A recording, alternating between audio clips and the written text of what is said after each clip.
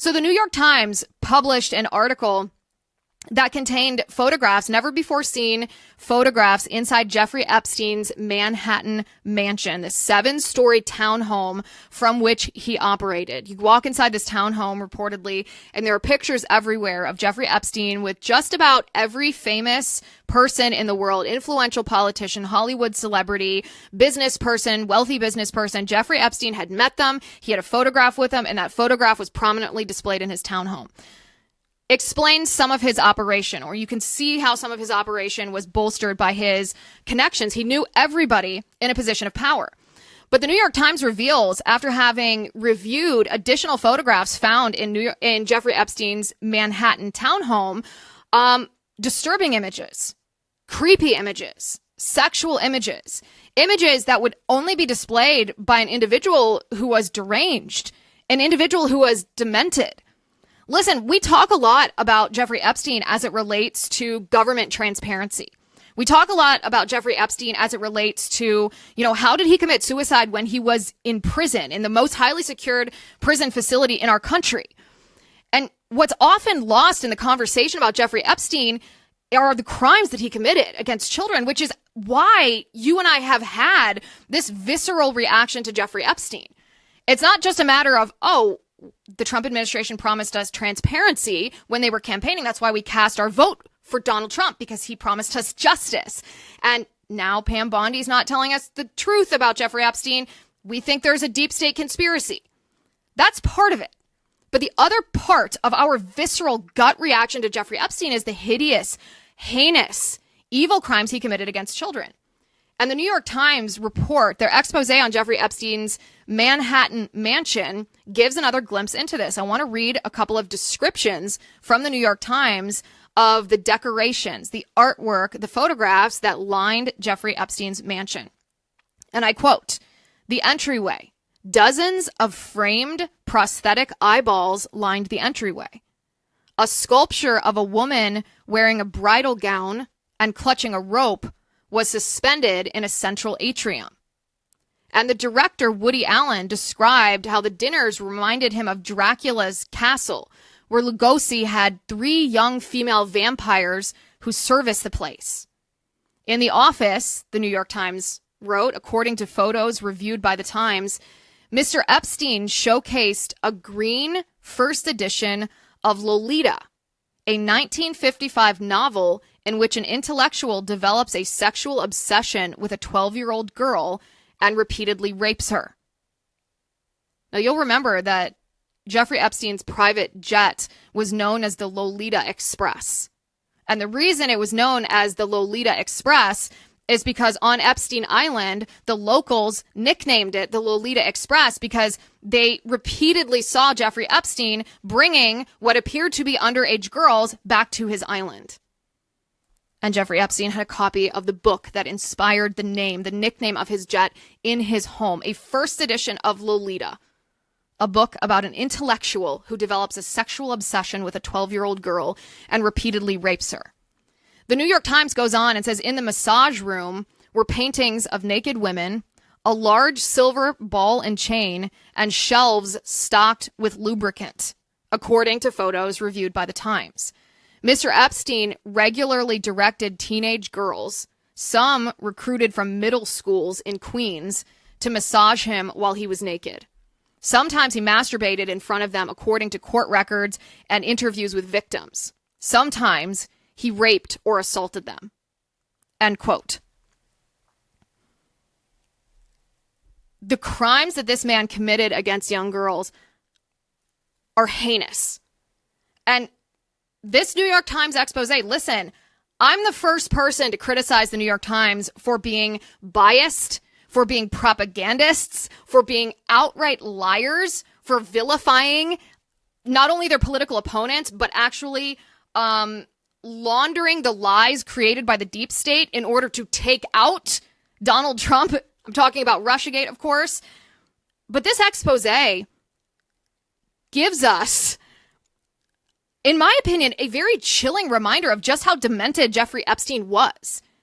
You walk into his Manhattan townhome, and this stuff is demonic.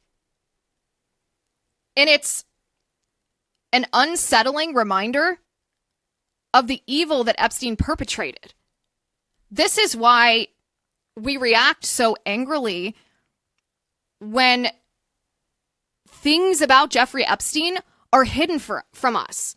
Because as much as our culture has gone off the rails, the one thing that almost every person in the United States of America agrees on is that crimes against children are evil. Sex crimes against children are the worst kind of evil that there is. And we have evidence that Jeffrey Epstein was let off easy for the hideous sex crimes that he committed against children. And we have additional reason to believe that the reason that Jeffrey Epstein was let off easy for these sex crimes he committed against children, is because the U.S. attorney who was prosecuting Epstein was specifically told to back off such a prosecution. Who told the U.S. attorney prosecuting Epstein back in 2007 to back off? Who gave that direction? Well, you remember the name of the U.S. attorney. It was Alex Acosta. Alex Acosta gave an interview to the Department of Justice OPR office. And that is where Alex Acosta, it was during that interview that Alex Acosta reportedly said, I was told to back off of Epstein. I was told he belonged to intelligence. He belonged to intelligence. Which intelligence? What was he doing for or with the intelligence? And why did whoever it was that told Alex Acosta to back off of investigating Epstein because he belonged to intelligence want whatever it was Epstein was involved with kept secret? See, you can conduct all the interviews you want with Ghislaine Maxwell, and that's great. I'm glad that the Department of Justice did that. I think that if Attorney General Pam Bondi is serious with this line that she repeats, we'll leave no stone unturned. Great. Interview Ghislaine Maxwell. That's great. Pursue all of the avenues of investigation that are available. Don't leave anything hidden. That's fine if that's the road you want to take. But here's the thing: there is something that can do worlds to furthering the answering of really the question that underpins the entire Epstein scandal. The question that underpins the entire Epstein scandal is: was Jeffrey Epstein let off easy for the hideous sex crimes against children that he committed?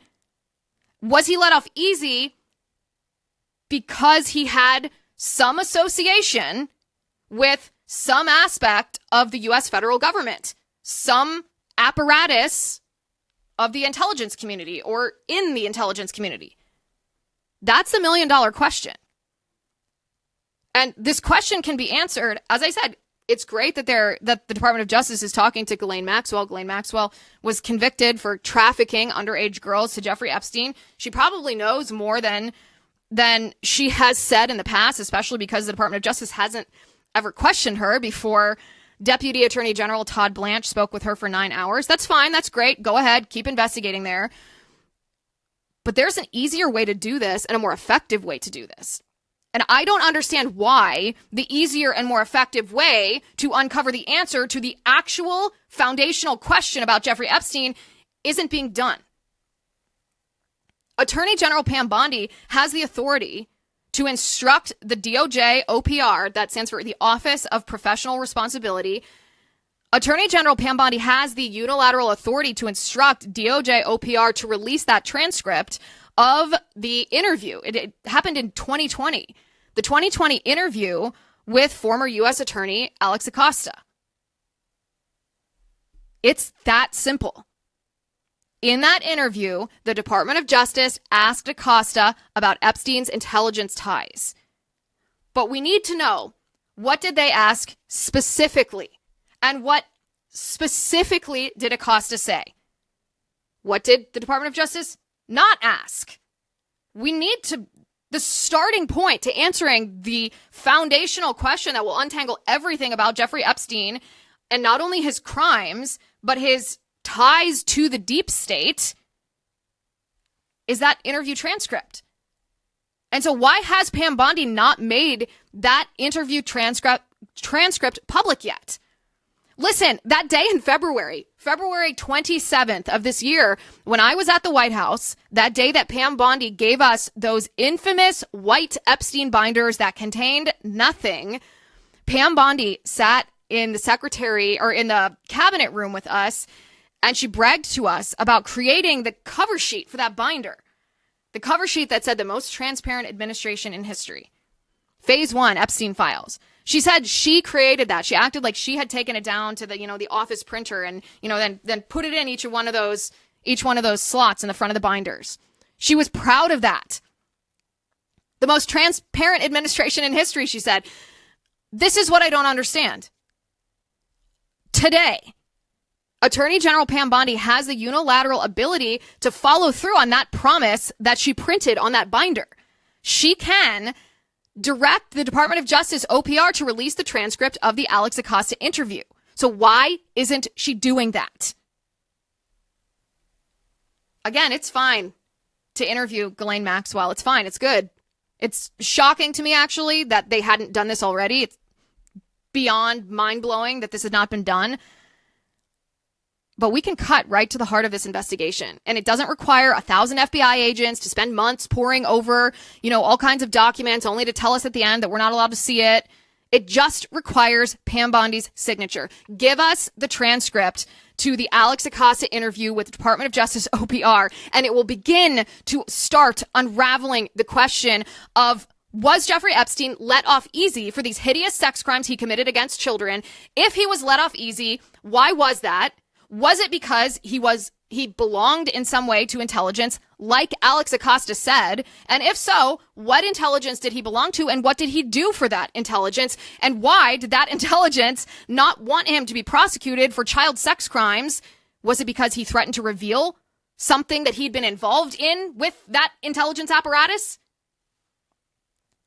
We will not be satisfied until these questions are answered, because it's not only justice that drives us, justice for the victims of Jeffrey Epstein, but if we have an apparatus, whether it's the intelligence community, the institution, or whether it's individuals in the deep state or elected politicians who were willing to cover up those crimes because they didn't want their intelligence community activity with Jeffrey Epstein revealed, we need to know about it. Because if we don't, make no mistake, it will happen again.